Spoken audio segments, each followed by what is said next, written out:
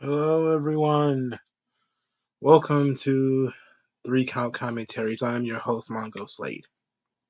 I gotta admit, I barely made it tonight. I was actually nodding off. That's why the show was on at 8:30 instead of 8 o'clock. I nodded and was like, you know what? Gotta focus. Gotta get it together. And so we're gonna deliver this live stream. We're gonna try to be crisp. Try to get out of here at 10 o'clock. Got a couple of topics. Whew, I'm kind of forgot what they were already. I didn't write them down, but they are in the description. One of them, of course, is the absurdity of AEW having 4 million fans or 4 million viewers. It sounds absurd, and it pretty much is absurd, but we're gonna try to figure out how they came to this conclusion. That's the big story here. Also, Tony Khan is the biggest draw in AEW. Just him saying he has an announcement made an extra 200,000 people tune in this week. That's impressive, and they stayed with the show apparently long enough to put the show over a million average viewers. I am very impressed with that. Unfortunately, you can't do that every week. Also, we're going to be talking about something that might be beneficial to pro wrestling. California is they started about 40 years ago a boxing pension fund. They're now looking to expand the project to MMA fighters. And I'm thinking it might be something that people want to look at in terms of coming up with pensions for pro wrestlers. But I kind of want to talk about it first. Just kind of pitch it out there as an idea. Also, there's going to be a lot of other odds and ends that I come up with. But those are the sort of the three things I choose to focus on. So this stuff really shouldn't take me more than 40 minutes, but it's probably going to take me an hour and a half because there's going to be sidebars and a bunch of other stuff that's going to pop up. But welcome, everyone. How is everybody doing? I'm him 24/7. How you doing, yo? You know, we're about to get into this thing, man. Um, before I also, this is an interesting argument that Brian Alvarez and Lance Storm is having over. I just saw this on Twitter about again whether Sami Zayn should be the champion right now or not, which is God, such a stupid idea. I can't believe these guys. This is like day 4 or 5. You know, it's like day 4 or 5 of the Sami Zayn discourse, and it's not getting us anywhere. Really, if Sami Zayn was the champion right now, WrestleMania would be in absolute turmoil. You know, I'm just saying absolute turmoil. For starters, since when does the big babyface win the title before WrestleMania? Like on the road to WrestleMania? It's like that. Whatever. All right, so let's get into because I don't want to. Everybody's just gonna have to play catch up. Let's get into this Variety article because this ought to be some interesting stuff here as they announced the quote unscripted series All Access. A lot of people are saying that All Access is probably going to be a reality TV show. That's what some people seem to think it is.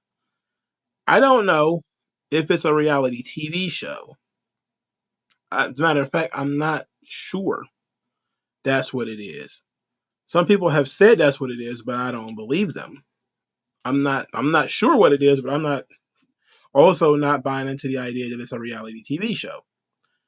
Uh, but that being said, until we actually see it, we don't know what it is. But here's the thing: Jason Sarlanis, who is the president of Turner Networks, Identity Discovery, I think it's what is it, Independent Discovery? What does ID stand for? And HLN, Linear and Streaming. He says AEW has such an amazingly loyal and dedicated fan base that brings in more than 4 million viewers to TBS every Wednesday night. This is the president of Turner Networks who says that AEW brings in more than 4 million viewers. I would like to see those metrics.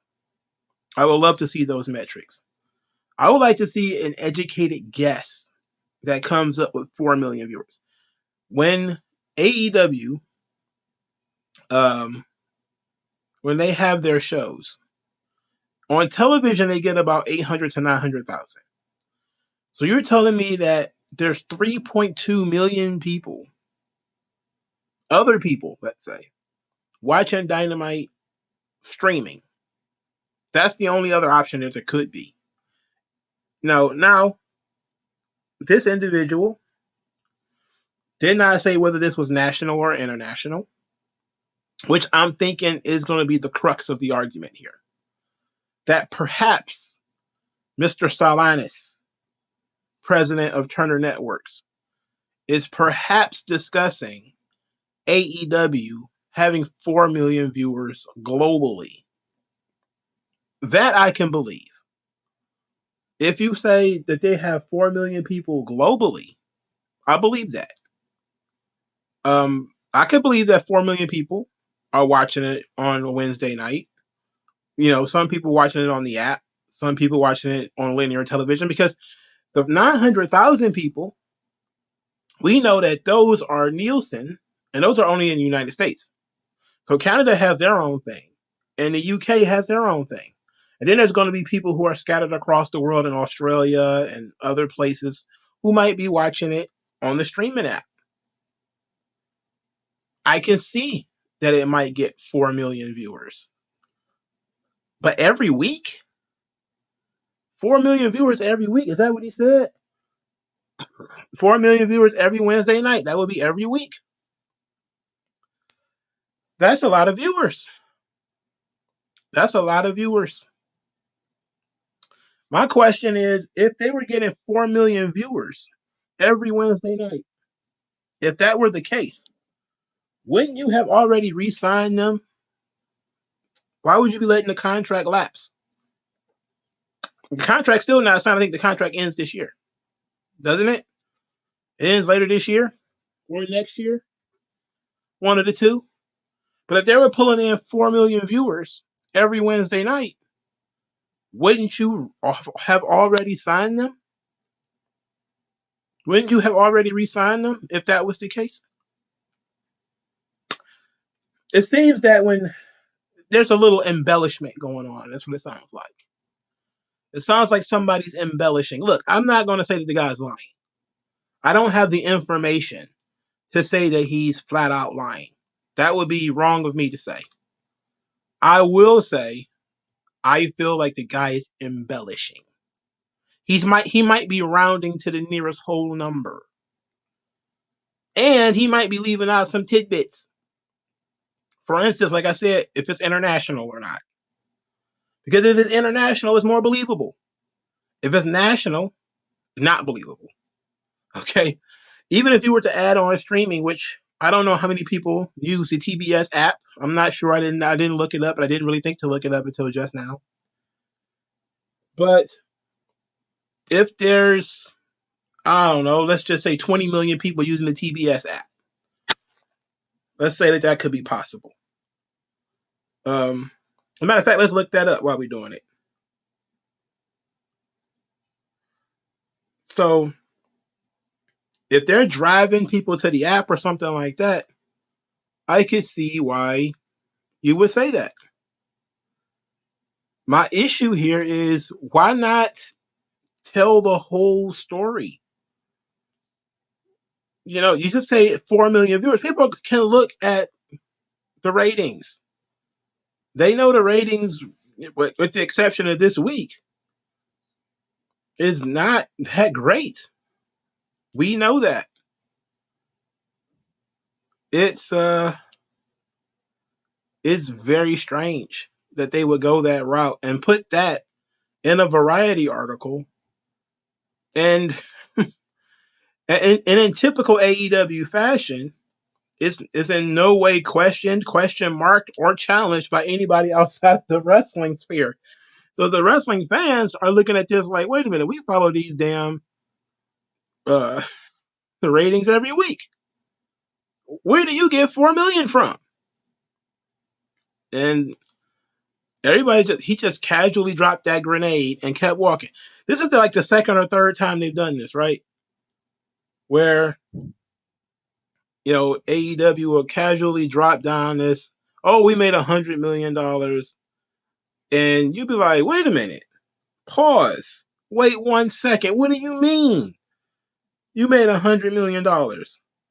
Off what? How? When?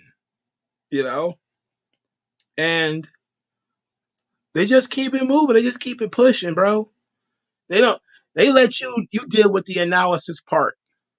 We just about to dunk on you real quick, and then you deal with the analysis part. We gonna say there was 4 million people. Now you have to prove us wrong. But they're not gonna let us get the data. We're not gonna get to look at the data. Because there's just about everything about this doesn't seem right. Now I can't find how many people have downloaded the TBS app, but let's say it's 10 to 15 million or something like that. Then it might be believable that if you look at people international, then it might get 4 million viewers. I'm actually trying to be somewhat generous here. I see that, I see that these people are not trying to be, honest here. I'm saying if you run the network, you get to see how the thing is moving around. You might come across that there's 4 million viewers on a Wednesday night, but it's all international, and most of it is through the app. Because when we look at the Nielsen, which is the United States, that's barely a million. Barely.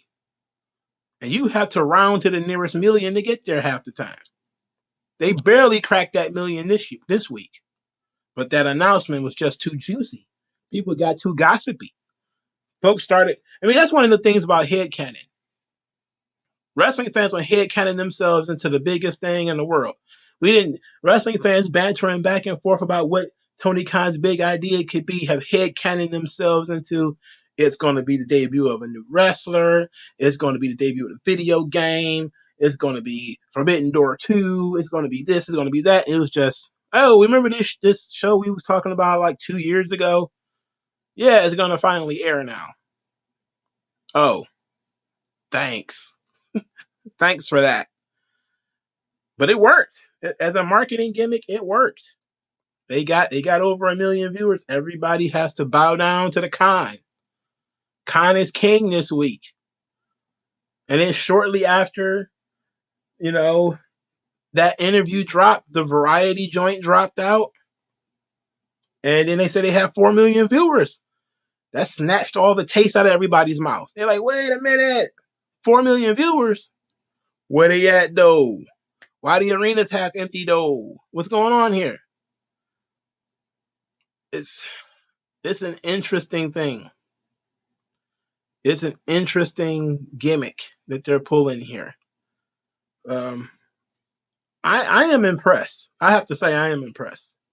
Tony Khan needed a dub this week. After the L he took with the whole Ariel Helwani thing and how bad he looked at that situation, he needed a dub. He needed something to get the heat off of him. And he successfully did it. This Jason, what was this guy's name? Jason Solarnis, or whatever. He took the heat off Tony Khan because he came up with this absurd 4 million viewers. And now that's all people could talk about. He's a 4 million viewer man. Tony Khan is the 4 million viewer man. But of course, now that begs the question. If Tony Khan and Jason Solarnis are going to count streaming and international for AEW Dynamite, are Fox and USA also doing the same for WWE? For instance, if, let's say, SmackDown gets 2.5 million viewers, how many people are watching on the app? How many people internationally are watching? Again, WWE talks about, hey, we have 20 million social media views or something like that. But there's other sites where you can get that kind of information and they'll break it down. There used to be a site called Shareably. you used to be able to get information from there. I just tried. You can't get information from there anymore without paying. There's a lot of little sites like that where you can check on social media usage. And WWE for a long time was the number one sports brand in the entire world.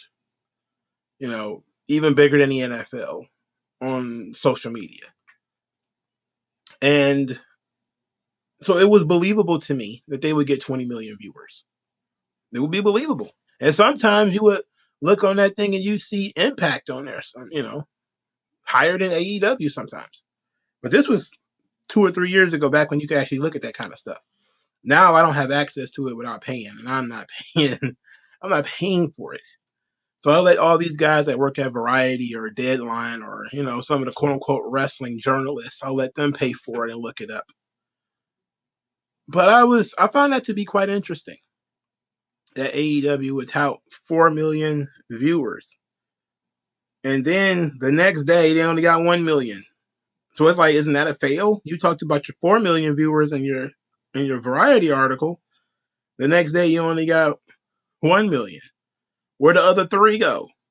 But clearly it had to be streaming and international. That's the only way to explain it. Because they get, 300,000 or so from Canadian TV? Isn't that like their average rating in Canada is like 300, 400,000 or something like that? So if you add that to about the 800 that watch in the United States, that's 1.2 million. So you're another 3.8 short. So then you probably have to add, let's say the UK, and then maybe some other countries in Europe, France, some stuff like that maybe. I can see it being 4 million. I can believe AEW globally has 4 million fans. I do not believe they have 4 million fans in the United States. That I do not believe. I don't believe they have 1 million fans in the United States. I don't believe that. They may have 1 million viewers, but like hardcore fans willing to spend some money, I don't believe that. But I'm impressed by this Variety article. It's mean business. I'm telling you. Woo! That's business right there, baby. That's business. All right. So I already talked about Tony Khan being the biggest draw in this situation. Tony Khan, biggest draw in AEW. He says there's going to be a big announcement. All of a sudden, the big announcement is coming. All of a sudden, people tune in. That's what they want to see. They want to hear about the big announcement. And the big announcement was an all-access show. If you're disappointed, I feel bad for you, son. I don't know what else. I didn't have any expectations, so it didn't really affect me at all. They don't even get 4 million viewers per month. Well, if you add up all of their viewers in a month, you would get close because it's usually like 800,000 and some change. 8 times 4 is 32. So they get close. They get 3.2 million at least. But again, you have to be rounding up to the nearest million. It's just, you have to be rounding up in order to get that. But it's an interesting scenario that we got here. All right. So Dave Meltzer chimed in on the Snowman talk, and I just want to put this out there because it's actually kind of weird. Because Dave Meltzer has been for a long time the guy who everyone says was in Tony Khan's pocket or showing some kind of favoritism to AEW. So here he is coming to Tony Khan's defense. He says stuff publicly that he's in a wrestling war, because he is. And these guys, the stuff they say about him is so bad. And I mean, I've been hearing it for 3 years and it's so bad. And and you hear it too. I mean, you don't get it as much as I don't think you get as much as I do, but I know you get it. And it's like I almost feel it's almost like more insidious the way that they do it, because it's like they try to pretend that they're not doing it, and this guy is saying nothing, by the way. All what he's trying to get out here is that Tony Khan is making negative comments publicly. WWE makes negative comments about Tony Khan privately. That's what he's trying to say. And it's more insidious to do it privately. Why? Don't know. Just is. But that's what he's trying to convey here with the ums and the ahs and the awkward holding of the microphone and all this stuff that Dave Meltzer got going on here. And it's like the thing is like, and we'll talk about the Ariel thing later, but I will guarantee you, knowing the way that they think, that Ariel Helwani is like the star of stars to them, because that snowman quote is they're back there just celebrating that one. It's like that's. And look, they're in a wrestling war, and it's WWE, and it hasn't changed. I've been watching WWE in 40 years of wrestling wars. It's predictable and it's dirty. I just thought, what is he talking about? Like I've been watching WWE for 40 years. They're in a wrestling war. They're in a wrestling war. They're in a wrestling war. Look, I think people forgot. Look, Meltzer is. If this is more like a volleyball game, more than a wrestling war. All right, it's just people batting a ball back and forth over a net. That's really all it is. Again, TNA didn't get in a war with WWE. There was no war. A war is between two armies that are somewhat equally matched, where there could be possibly casualties on both sides. WWE and WCW, that's what they were doing to each other. They were trying to gouge each other's eyes out in public. Vince McMahon was putting out statements in the newspaper about Ted Turner. All right, that's what they were doing. They were, the huckster and the nacho man. They was going hard. That was a war.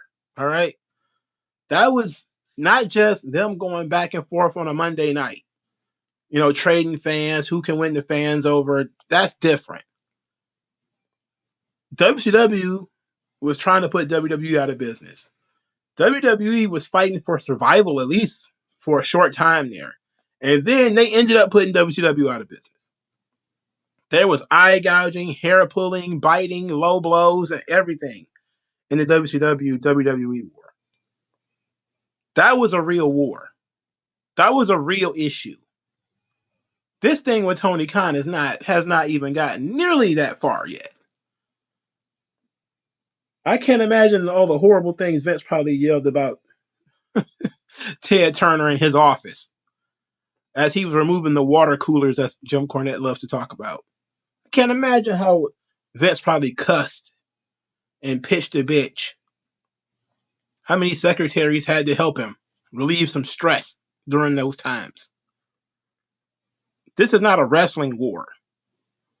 Tony Khan is doing a marketing gimmick and trying to drum up interest in AEW. That's what he's been trying to do. That's okay from his perspective. WWE is just kind of retaliating and making fun of him.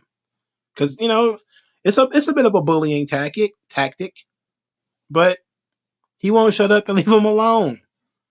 He's constantly tweeting about the show, attacking the wrestlers, attacking the corporate guys and all this kind of stuff, man. It's like, TK need to go have a seat somewhere. Go have several seats in the back, button up. It's not a wrestling war. It's not in my eyes. I've seen, we've seen historically companies go to war. That line was way over the pale, but for the people he is there to, people he's with, if you understand that dynamic, the WWE dynamic, and you're going to want to get in with WWE, and he's already in with them anyways, and Nick's the CEO, and so they're, Ariel was Nick was Ariel's agent, And that's not a secret, and I'm not even knocking it. It's like, look, I mean, everyone knew Nick before WWE, and Ariel knew him better than most because he was his agent, and that's the deal.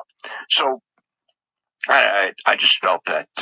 All right, again, there's nothing wrong with talking about Ariel Helwani having a relationship of business kind with Nick Khan before WWE. And now that Ariel is kind of mixed in, you know, that's a relevant talking point. But why is it that nobody ever brings up, especially when you're talking about WrestleNomics, that one of their guys is an executive at AEW? You know, like one of the guys who helped launch the brand is an executive in AEW. So if you're going to say that Ariel Helwani is dirty or underhanded or whatever for his previous relationship with Nick Khan, how is WrestleNomics not when one of their guys who helped launch their brand is currently in AEW? Make it make sense.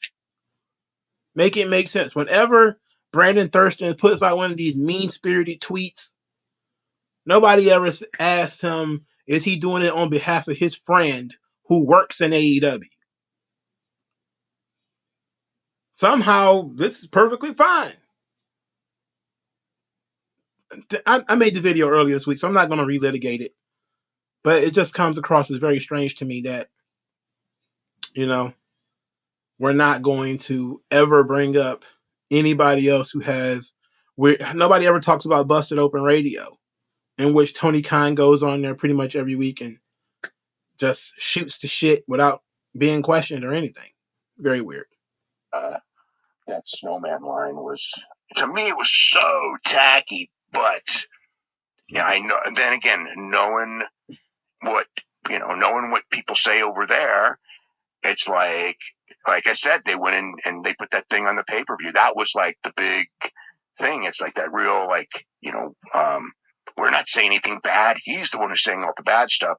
Well, actually, they're saying a lot worse stuff. What is he doing?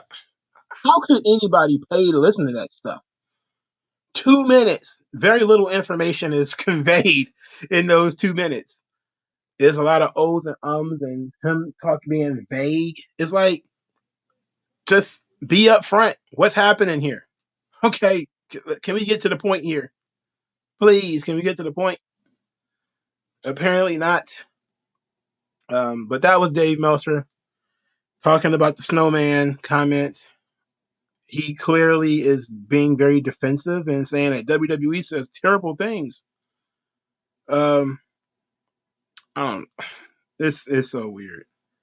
It's so weird. Now we know that Big Span is also on day 4 of his meltdown about this whole thing too. I'm blocked by him, and I don't want to go and look and see what the hell he's talking about, so I don't care. Shout out to Meltzer Says What, as any clips I get from Dave Meltzer is probably going to be from him, as I don't listen to Wrestling Observer Radio. I just don't have it in me. I don't have the energy to go and listen to that crap.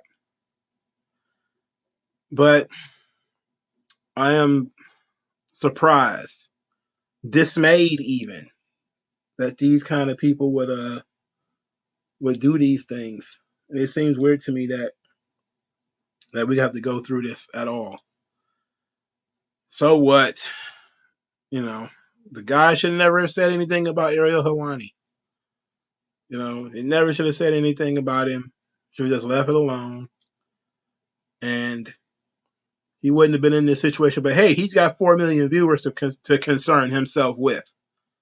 Why in the world would he be so worried about Ariel Helwani?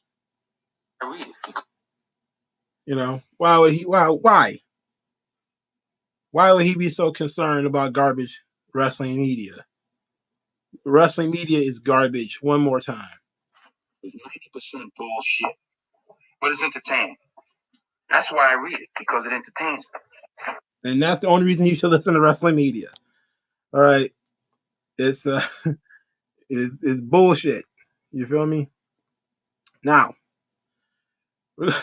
Snowman Kind.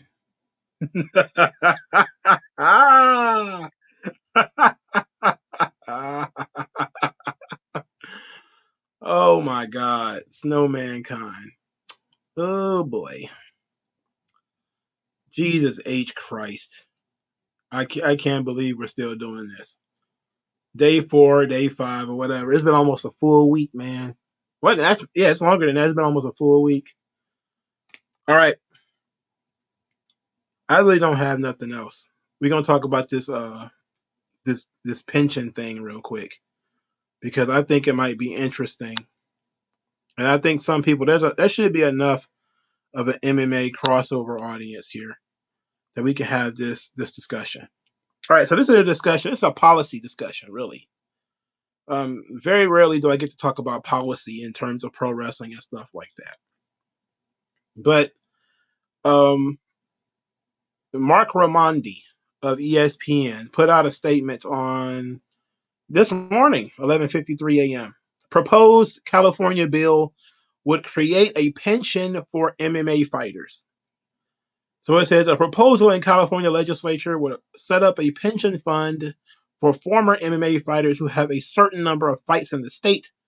Bill sponsor Assembly member Matt Haney from San Francisco told ESPN. The legislation was introduced in State Assembly on February 15th, and Haney said he hopes it will pass into law this year. It could be heard as the Assembly floor as early as March 18th. A pension fund for retired boxers in California already exists, the only such fund of its kind in the United States.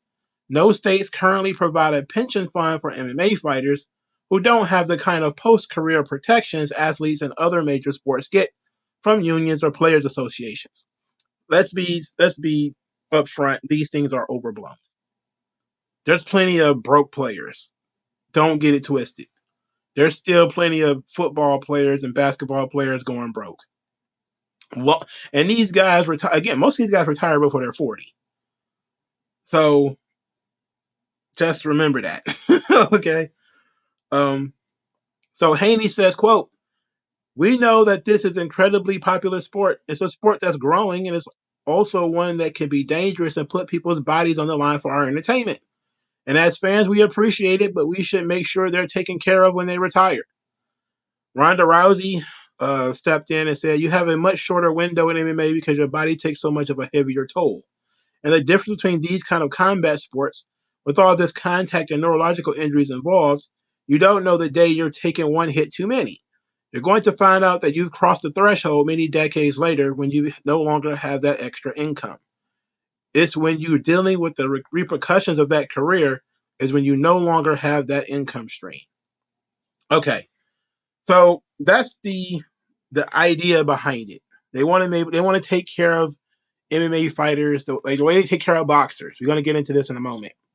So here's the details. Some details. If the bill passes into law, $1 from each ticket sold at MMA events in California will go into the pension fund. Checks will then be cut annually to retired fighters age 50 or older who have had a certain number of pro fights in California. The criteria for those eligible will be roughly 13 fights in the state, Haney said. California holds more combat sports events than any other state in the country by a sizable margin. So Haney says, "I hope to see other states replicate this type of model. I hope to see us find ways to grow the amount of revenue that we can put in. We've had a good set of conversations with some of the promoters, and hopefully we can get them to be more invested in it as well, and ultimately they can make even larger contributions to this fund." Hopefully they can make even larger contributions. Well, isn't that something? Now here comes the boxing piece. Now who will be running this pension fund? Well, it'll be the California State Athletic Commission. Bureaucrats, right? The California State Athletic Commission will write the exact regulations for the fund and specify its method of distribution. The commission has paid out 171 checks from the state's boxing pension fund to retired boxers since 2012. 171 checks in 11 years? Huh. All right. The average check has been $19,000, said the executive officer, Andy Foster. Several fighters are granted checks annually, and MMA pension fund will work similarly. So there's some more to this, but that is kind of the end right there. Now, is it a positive or a negative?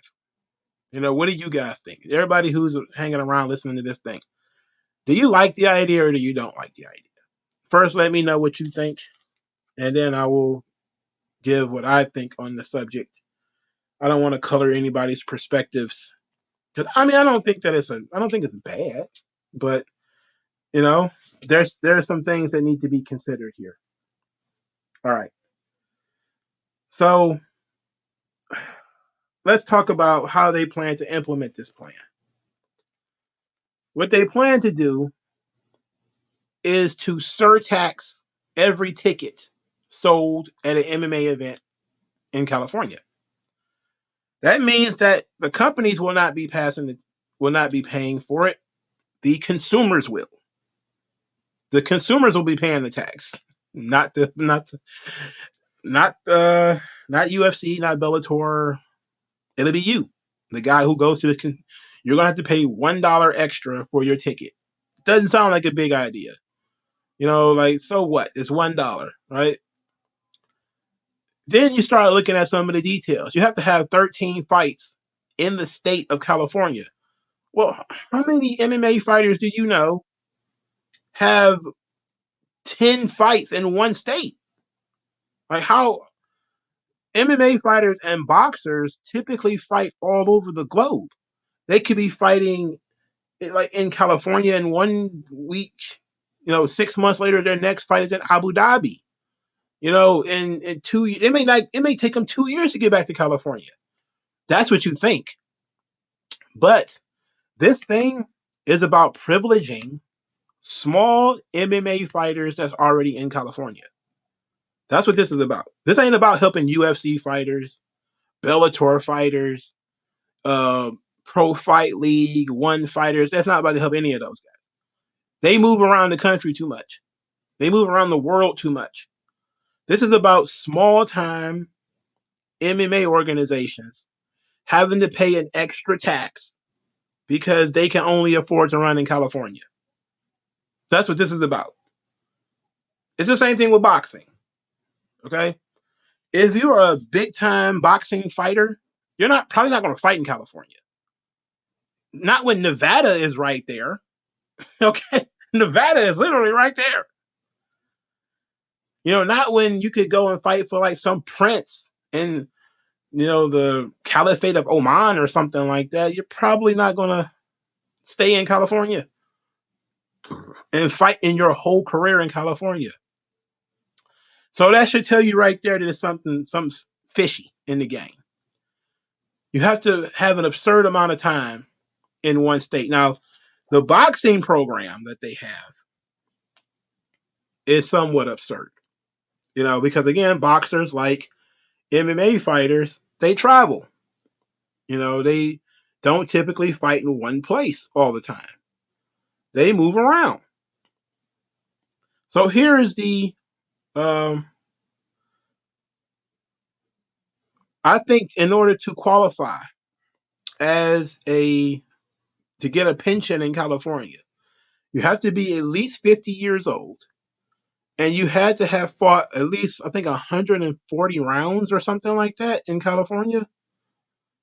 Let me look up the exact language. I want to get the language correct, because the language. Let's see. It says. Oh wait, this is the 1982.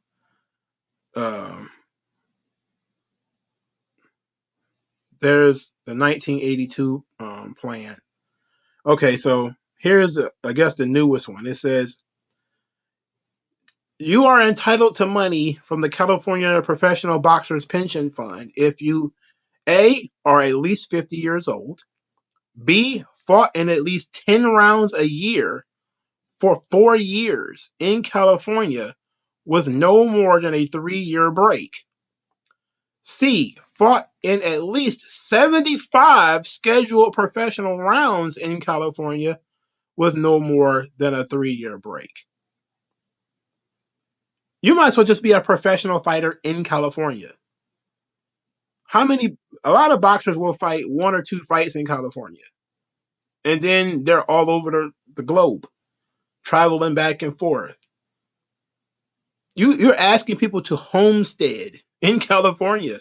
So that means if you run a small boxing gym and you charge for tickets, your tickets are going to be more. Just $1. It's not that big of a deal, right?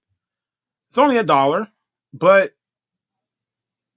if you're running a company, that's a surcharge. That's a tax. And that's money that's coming out of your pocketbook that's now going to the state coffers. And you're like, it's going to the fighters. It's supposed to go to the fighters. It's the state running it. The state is running this thing. They've had this thing since 1982. Okay? How much money do you think is in this boxing fund? $5.3 million. Canelo Alvarez makes more money going from his locker room to the ring before he even fights than they have in this boxing fund. Fucking Conor McGregor can make more money from a sponsorship than they have in this entire boxing fund. $5.3 million. That's what they got. Out of 40 years of doing this. They've had this boxing thing for 40 years. They only have $5.3 million in it. That's it. You've been collecting surcharges from boxing for 40 years and all you got is $5.3 million? Now, they said that the average payout is $19,000. Just a little quick math says there's probably about 300 people eligible for this whole damn thing. That means out of the thousands and thousands and thousands of boxers that exist out there in boxing, less than 300, about 270 something, 280 at the most, are actually eligible for a pension under the California Boxing Fund. Now, here's the thing. They can't lower it. They can't open it up too much because then the money will go down. You understand what I'm saying? Like, people's cut would diminish. If you keep the standards high, the cut will stay high. If you lower the standards, you lower the cut. So you can brag about your $19,000 annually, which is great. That's fine. But you're not helping that many people. You've been doing this for 40 years. I'm stunned that everybody thinks this is such a great deal. Now, boxing, they don't have organizations like the UFC or Bellator. So what I can see is that if this thing starts to struggle, what's going to happen is they're going to end up looting UFC or Bellator by saying you need to pitch in to the fund. You need to pitch in. You need to give us $100,000 or $300,000 or a percentage of the profits or whatever the hell. And what's going to happen there? They're just going to stop coming. They're just going to stop coming. So when I read some older stories, because this is something that they've been talking about for 3 years, at least 2 years rather. There's a story going back 2 years about whether this would make sense to include MMA fighters into their boxing fund. And back then, they said that the boxers get 88 cents from every fight. I'm pretty sure inflation is now $1.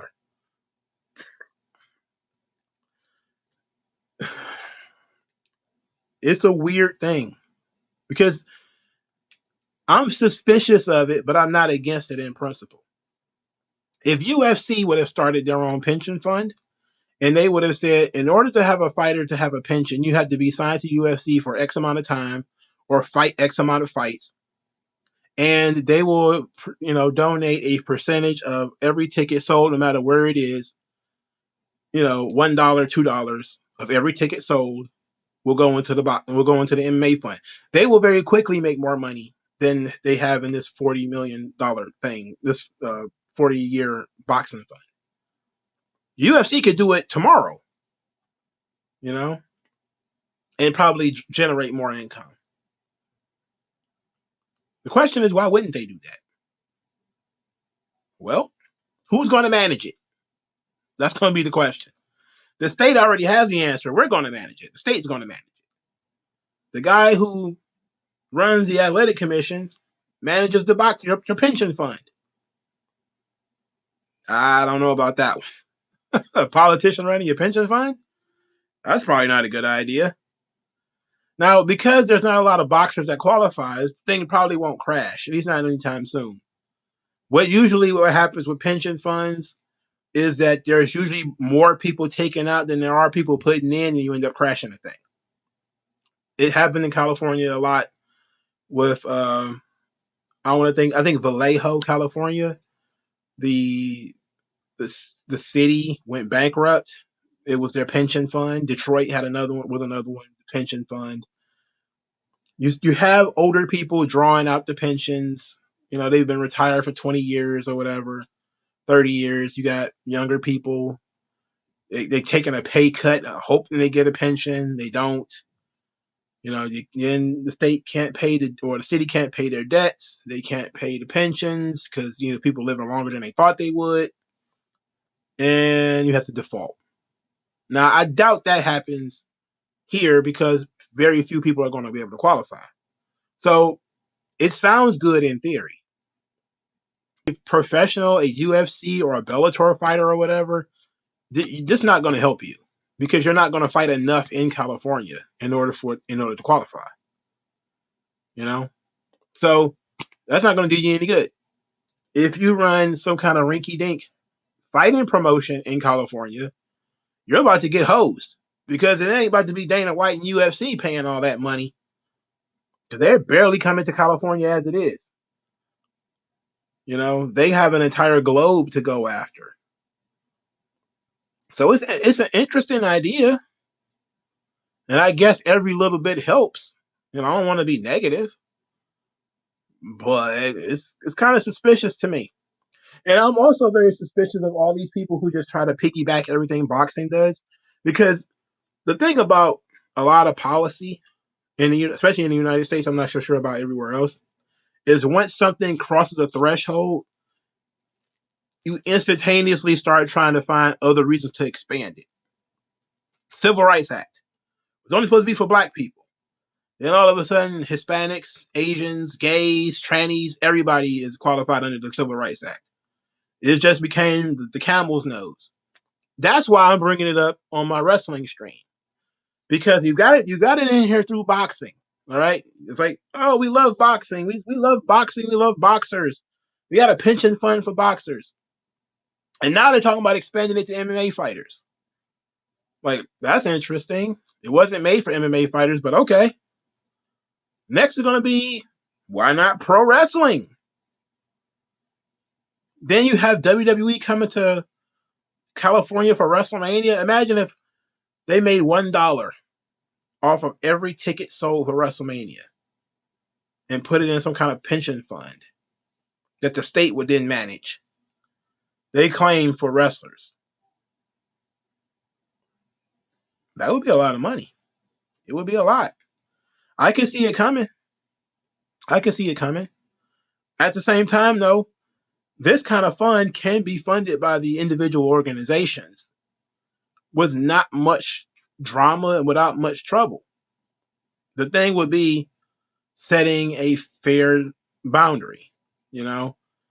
If you wanted to be UFC and you wanted to run your own pension, you want to for starters, privileged people who spent most of their time working in the UFC. That would be the first thing you would want to do. Second, you'll probably want to look at age. So if you're, if you retire at 45, but you only fought in the UFC 5 times, should you really be qualified for a pension at that point? But what if you're an Anderson Silva or a John Jones or somebody who's been in UFC for a long time? I don't know. I think that I definitely do not have a problem with pensions in theory. In theory, I don't have a problem with pensions. My issue with pensions is that you are eventually paying people who are not working. So you're paying people who are not putting back in. Now, speaking of putting back in, the state is going to tax that income because it's income, right? So the state says, oh, yes, we're going to hook you up with this pension, but we also want 30% of it. We also want 30% of that thing. Probably not 30%. Well, it's California, so it probably is 30%. Okay. So they're gonna steal it from the back end anyway. And they, oh yeah, I know we told you it's $10,000, but you owe us 30% of it because we managed to fund and we gotta pay for this, that, and the third. So, let's just settle with 28%. So they do it with Social Security, so they're gonna do it with this. You have to pay taxes on stuff that you on taxed income already. California is really bad with that sort of thing. So it's kind of foolish, very foolish, if we're being honest, that we have to go through this. But it makes sense that I can see them trying to expand this to pro wrestling sooner rather than later. But what do you guys? Oh, my knees. I'm actually kind of sleepy too, so I'm trying to struggle and find something else. But I just wanted to bring that up because I know that's something that's going to be coming up every once in a while. And I could definitely see them trying to make it about wrestling sooner or later. Because as power grows, power wants more. Anymore. Power wants more. They want more. They want ever more. As much as they can get. All right, so let's begin to wrap this thing up. Let's do a little bit of a bonus, which is Brian Alvarez and Lance Storm arguing about Sami Zayn again. But this is more of a debate over whether it's better to have to end a longer streak or a hot baby face to go over. Let's see what they got here. Been important. I mean, to the point where it was more important for Vince Sr. and Vince Jr. It was more important to them that a babyface beat a heel than that a babyface end a long reign. Okay. I think that he's taking things out of context. But generally speaking, that is true. All right. Generally speaking, the babyface would get the long run. The heel would win. The heel would have the title for a short amount of time, and then the babyface would win it. Think of Bruno and Ivan Koloff or Bruno and Stan Hansen. That's called being a transitional champion, right? That's what being a transitional champion is. You win. You got a lot of heat from winning.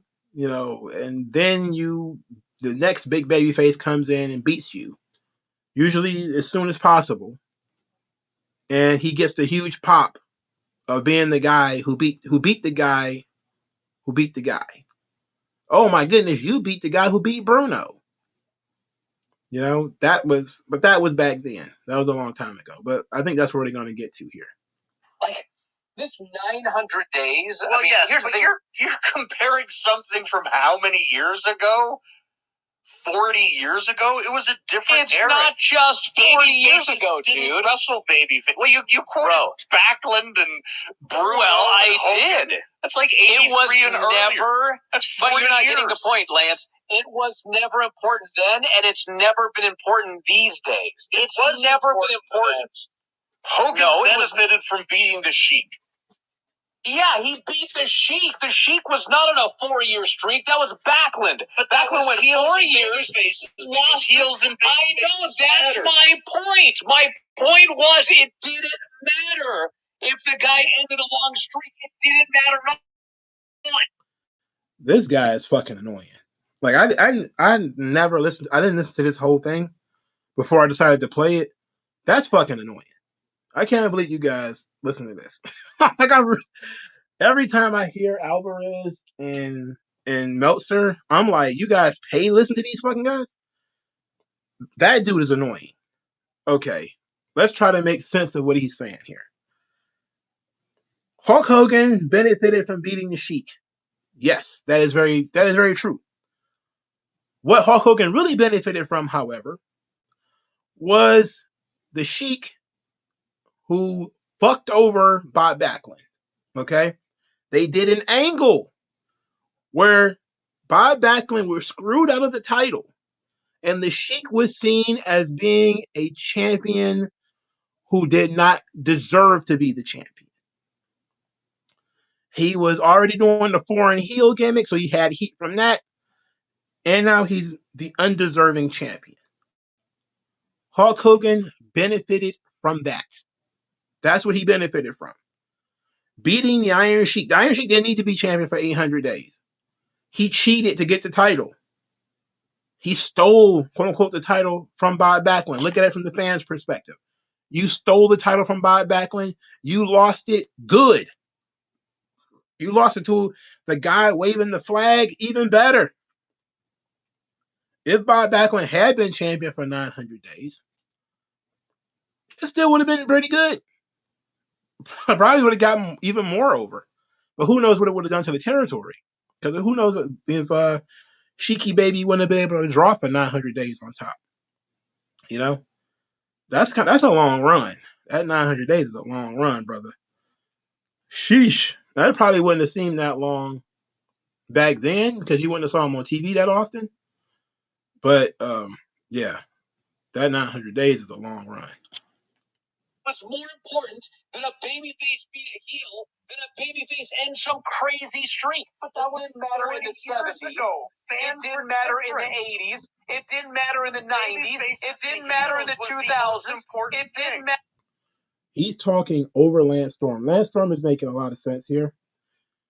Babyfaces and heels as a situation back then mattered a lot more than they do now.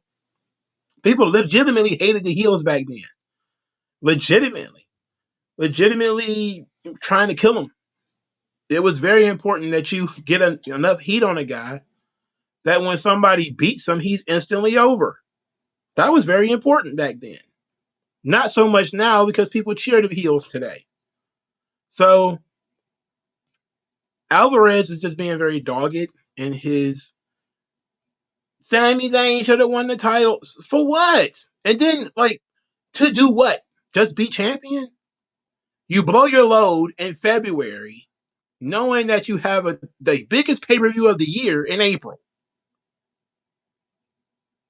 And then what? You take the title from him? You turn the big conquering hero babyface into a transitional champion? That's stupid. That's dumb. Notice that nobody is ever talking about the and then what. When you're talking about the Sami Zayn situation, and then what? He beat Roman Reigns at the Elimination Chamber, and then what? He wrestles him again at WrestleMania? He wrestles Cody at WrestleMania, for Christ's sake? That's going to split the crowd. Mix triple threat match. Ain't none of these good ideas. To be quite honest, it probably wasn't a good idea to even have Sami Zayn versus Roman Reigns in Montreal. And I understand you probably had to do it because Roman had to be on that show. And you do have to get Sami Zayn off that title track. You have to blow off his heat with Roman. You kind of have to do that. But there is no way Sami Zayn wins the title and this thing comes out squeaky clean. You know? There's just no way it just comes out right. It's just no way. You just end up with a Mankind situation. Oh, he won the title twice on the road to WrestleMania. Like, yeah, and then what was his spot at WrestleMania? He wrestled the Big Show in the middle of the show and didn't even win. I think the Big Show fell on him and crushed him or something like that. It was dumb. Oh, it was a big moment. Yeah, and then he lost the belt back to The Rock. Oh, then he won the belt back and then he lost it back to The Rock. That's called being a transitional champion. And you actually, again, I maintain, I say this as a big fan of Mick Foley, and I love the moment when he won the title. But it probably would have been better, especially for Stone Cold, if Stone Cold would have beaten The Rock for the title and The Rock had not lost since Survivor Series. It would have been so much better. Now, Mankind winning the title the first time was just an angle in the Austin Rock or Austin McMahon story. That's all it was. People put too much focus on Mankind. Mankind had gotten over. He was very sympathetic, and the story like Johnny was telling him at that particular point in time, he had so much sympathy. Yes, he could draw in the ring with The Rock. Absolutely. But he won the title because The Rock helped me to, because Steve Austin helped him. That's how it happened. Also, there was more time in between when Mankind won the title than when if Sami would have won it. Because that was early January. So you had Royal Rumble, then you had your B pay-per-view, then they did the Super Bowl thing. Right? Then they wrestled on Raw a lot. That wasn't going to happen in today's world. For starters, Roman ain't wrestling on Raw. For what? To win the title back that he probably shouldn't have lost in the first place? It literally doesn't make any sense. And nobody can make a decent argument. And I know he said this on Twitter, Brian Alvarez did. Nobody can give me a convincing argument about why Sami shouldn't have won. I'm like, yeah, because if you throw a monkey wrench in your entire story, then you have to worry about where to go from here. You know? You have to go on from here. You have to go on from here. You have to explain what the next step is. So you made Sami Zayn the WWE champion. They have a party that Monday where he dances around, confetti falls down. Then what? Roman Reigns wants a rematch? When's he going to get the rematch? There's no pay-per-view between now and WrestleMania. So he's got to wrestle him on Raw. So he wrestles Sami Zayn at some point on Raw or SmackDown, presumably wins the belt back, and then he goes into the match at WrestleMania champion for approximately 2 weeks or whatever, maybe 4 weeks, when he was 900 days champion before or 800 days champion before.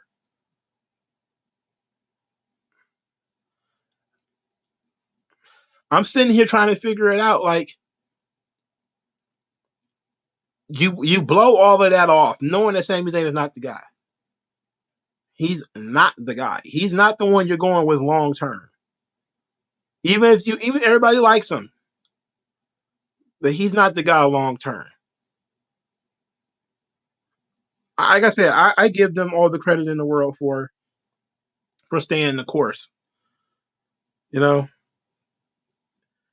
And most people are now starting to really pay attention that you wouldn't have this moment if you would have gave Drew his moment. If Drew would have won in front of all of his favorite fans, you wouldn't have got the Sami moment.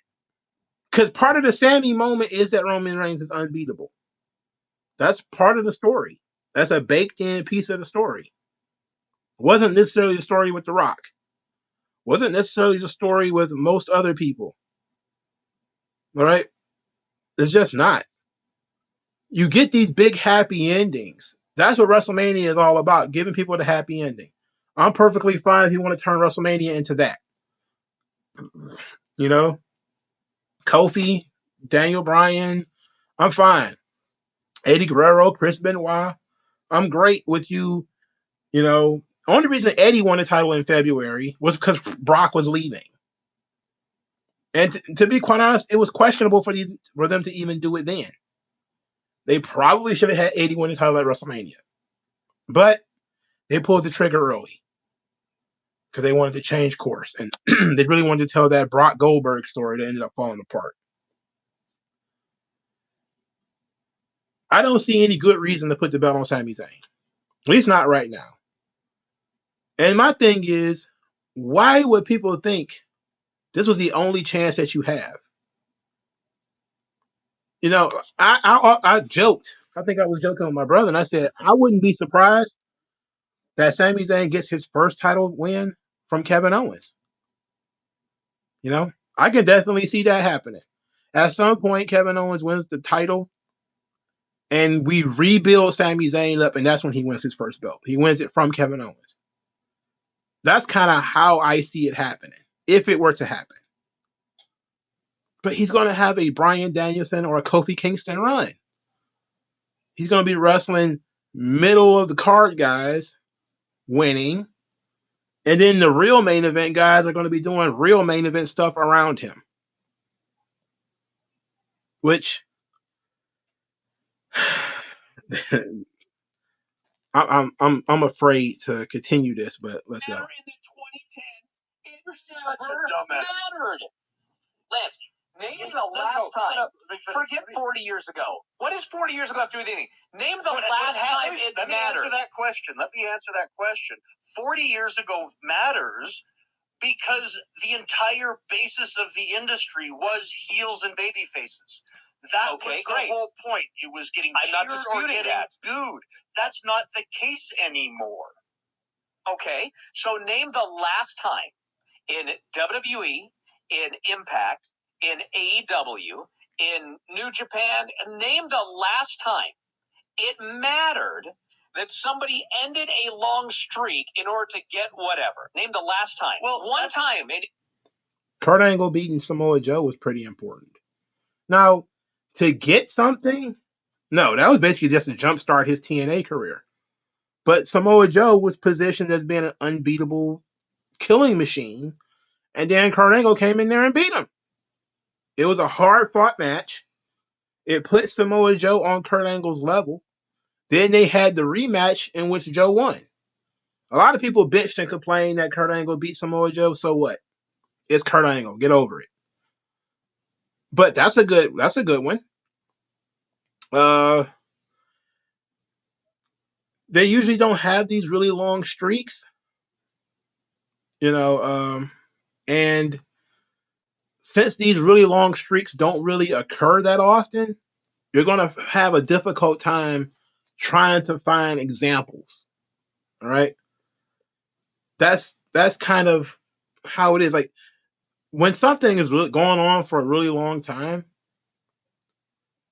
it really it gets monotonous to a point.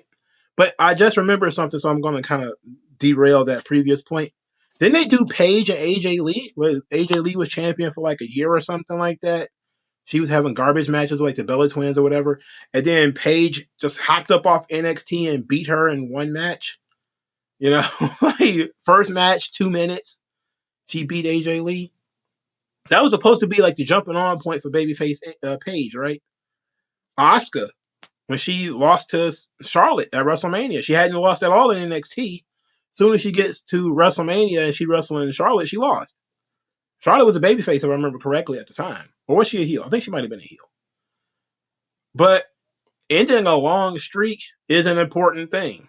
Not just Undertaker's streak, but the Goldberg streak.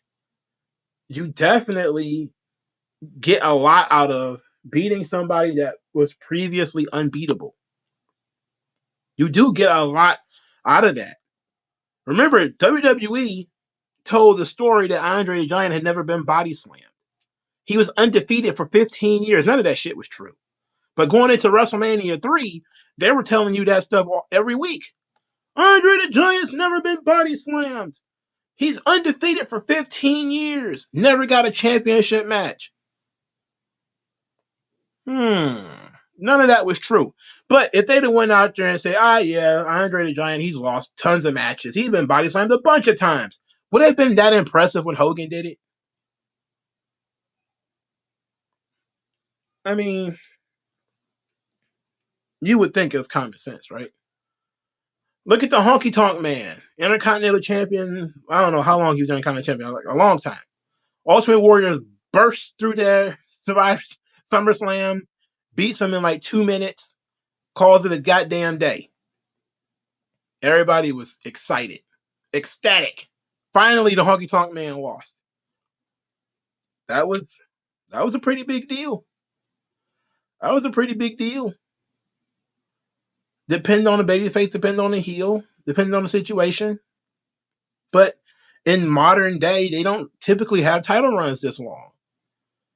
This is an abnormal situation because this is a really, really, really long title run that has benefited a lot of people because the story has grown and morphed and done so much. I think they probably got like a couple of seconds left. Then we're going to try to tackle Meltzer and Alvarez talking about the same subject. That's unfair because there's been so few of them. Because it doesn't matter. Oh, God. One of the things about pro wrestling is that doesn't ever have to happen. Never. In MMA, if George St. Pierre goes to Montreal, you can't control if he wins or loses. If everything would be better if he wins, it doesn't matter. You can't control it. But in pro wrestling, the whole point is you can control it. There was nothing stopping them from having Sami Zayn win. There was nothing preventing them. It's not like you have zero tickets sold for WrestleMania. Like the place has already got 55,000 both nights or whatever. I mean, you've sold your tickets. The show is going to do great on Peacock, regardless of who goes in as champion. There was literally no good reason not to put the title on him on this show. Except the fact that you would have burnt 4 fucking guys in the How many guys would you have burnt if you did this? For starters, you're shitting all over the Usos because apparently they wouldn't have been able to stop Sami Zayn, who is scrawny, from beating Roman Reigns. You'd have shit on Roman Reigns because he lost to a guy half his size. You would have shit on Cody, who won the Royal Rumble. Sami Zayn, who got a title shot, didn't beat anybody. And again, Sami Zayn did not earn that title shot, by the way. He was gifted that title shot. So there's nothing stopping him from winning. Like, how about the fact that Sami Zayn was treated like a ping pong ball for 9 months? Even when he was in the bloodline, he was still losing a lot of matches. He wasn't being positioned as being the guy. If you even want to give him a quick roll-up win or whatever, it still doesn't make any sense. This really is dumb. How many you would have burnt 4 or 5 stories in doing this one thing for one pop that people then would have complained about 2 weeks later.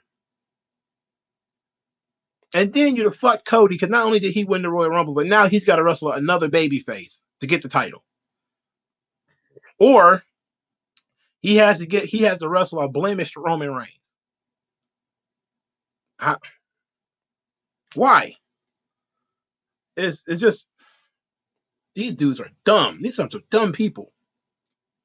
Okay, but here's the thing. Given that Sami is the one who's drawing the ratings, Roman was on that show last night and they did another big rating. That show has been doing well with or without Roman. The draw is Sami. And it's like, okay, so given that evidence, it's like, it's like, even if you think, I mean, you shouldn't even, if you are analyzing. The draw is Sami. I think I talked about this already, right? Sami is drawing because of the Roman story, because of the bloodline story. people are involved with it because they know that Sami Zayn is a continuance of the bloodline story. They want to see what's going to continue, what's going to form between him and Jay, or him and Kevin, or him and Roman, or whatever. How did we get to the fact that this guy is the draw? How did we get there? I don't know. I'm very confused. I'm very confused. To the data, by doing so, you're looking at it and going like, we will probably do better with Sami. I mean, that's the conclusion that I come to. It's like, okay, we spent a year on Roman, but guess what? Somebody passed him up. I mean, he did. You know what I mean? It's like you can't say he didn't because the data is right there. Okay, they weren't doing these numbers. Roman's been champion for 2 years. They haven't done these numbers ever. Yeah, when John Cena came in, they did these numbers for one shot. And if John was in week after week, it'd only be week one where they would do these numbers. Sami is the biggest draw that they have had on this show in, I don't know. I have to look back. I mean, maybe 3 years ago, when TV was different. This dude, what in the fuck is he talking about? What is he talking about? Everything that involves Sami Zayn is enmeshed in bloodline storylines. That's really all that is. What are you talking about? No. Do I believe people really like Sami Zayn? Yes. Are people going out buying Sami Zayn merchandise? Yes. They were doing that before they would start selling the the honorary Uce shirts. I get it. But for Christ's sake, bro. Come on. God, what the hell? Sami is the draw. What? He passed Roman. He's a bigger draw than Roman. What? What? What? They love these goofy ass triple threat ideas, man. The triple threat match is the bane of my existence. I hate that damn match. Ugh, it's such a crutch. It's such a crutch. And I said this before. I think I said it. Was it Monday? When I talked about the importance of losing. The agony of defeat is an important story point. It's even in Joseph Campbell's hero's journey. You have to lose at some point. It's called the death. You lose. You either lose something, you lose your life, you lose something, and you have to be reborn from it. Sami Zayn being embarrassed in front of his fans, it wasn't really even an embarrassment, considering he went from a guy who could not in any way compete with Roman Reigns. Again, he wrestled Roman Reigns on a SmackDown and got crushed. This was a different Sami Zayn wrestling in front of his hometown crowd, fired up because the bloodline had, kicked his ass, and he came across as being a legit threat. They did a good job telling that story. They did a fantastic job telling that story. You are too wrapped up, Dave Meltzer, too wrapped up in the story. You are entirely too wrapped up in the story. That's how you know they did a really good job, though. That's how you know they really got a good job at it. They did a good job, though. AEW should have put the belt on Action Andretti. Look at his reaction when he beat Chris Jericho. These people are goofy, bro. Maybe they were doing numbers this big. I don't remember exactly, and they weren't. And I don't think they were quite this big either. Even then, but this has become the biggest draw that show has had, and it's the whole storyline. Of course, it's not Sami in and of itself in a vacuum. But this is the storyline. That's the point. It's like, keep this storyline going. I keep this thing going for as long as possible. And at this point, if Sami wins, Roman coming back, it's the same feud. You know what I mean? So it's like, whatever. It already happened. We can talk about it. It's already happened. It already happened. Let's keep this storyline going as long as possible. But we're going to have Roman Reigns lose to Sami Zayn in goddamn February. Not when he could have. You could have at least if you want to make the argument that Cody shouldn't have won the Royal Rumble and Sami Zayn should have.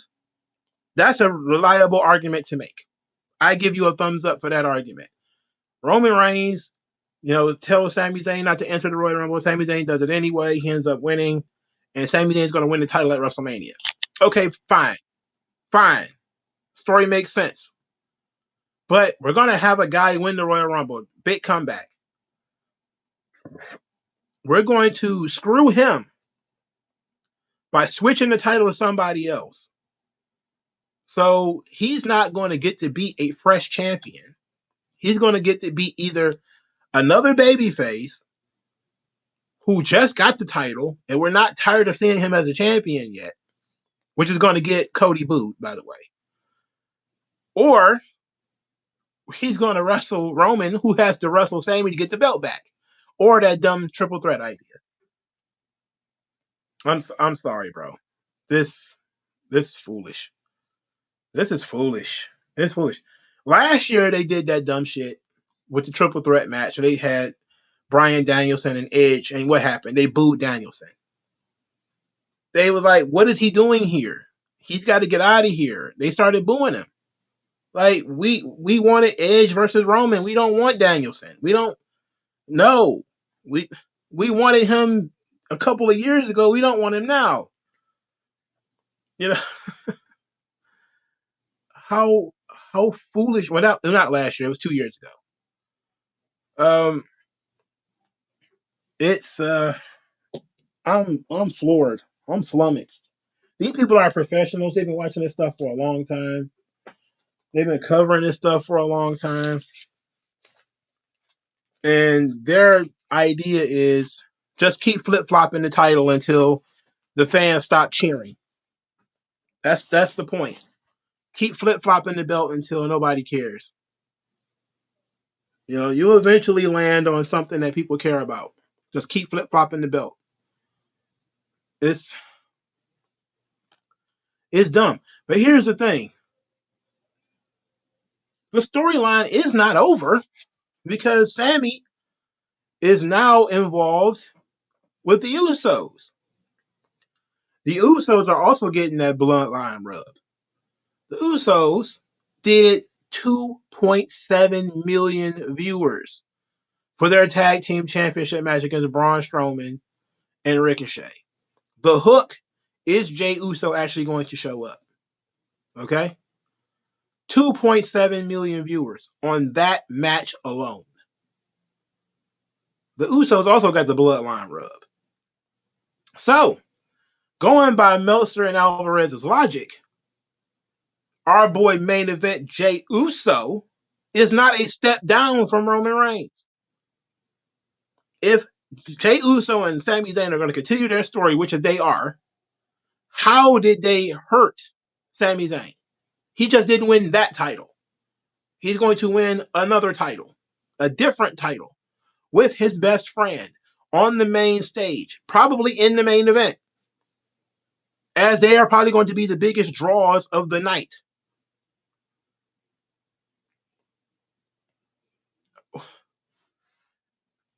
I'm just, bruh, the bloodline story consists of like 8 people, split it across 2 or 3 matches. Because Solo Sikoa is going to need, he probably, I don't know, will he have a match? Or will he just be in Roman's corner? It's going to be unknown. But the Usos are going to have their match. And they're probably going to be the focal point of night 1. Roman clearly is going to be the focal point of night 2. You can eliminate the Usos by beating them on night 1. Maybe doing an injury angle or whatever, so they don't show up on night 2. Then maybe somebody else comes out there to nullify Solo Sikoa on night 2 or whatever. But the Usos are the draw. They're as big a draw, if not a bigger one, than Sami. I mean, and that's lost in all of this stuff, right? We're talking about Sami being the biggest draw, yada, yada. It's like, what about the Usos? You're talking like the Usos are chopped liver in this whole thing. They're very important to this story. There is no bloodline without the Usos. The storyline between Roman and Jay started the bloodline angle. This has been going on for 3 years. Very odd. Very, man. It's I don't get it.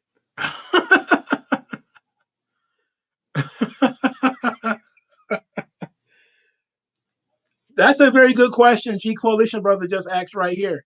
Sami Zayn wins the title in Montreal. Who does the Usos wrestle at WrestleMania?